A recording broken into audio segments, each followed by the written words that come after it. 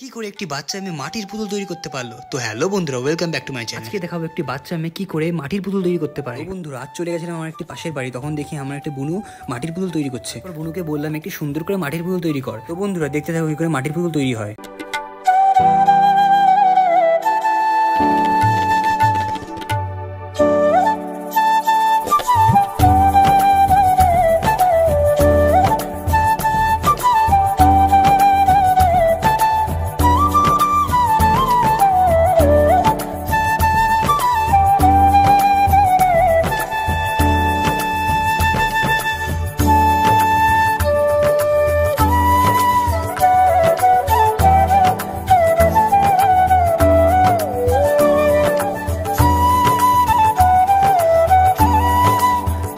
তো বন্ধুরা, দেখতে পাচ্ছি মাটির ভগবানটি কত সুন্দর করে তৈরি করে দিল।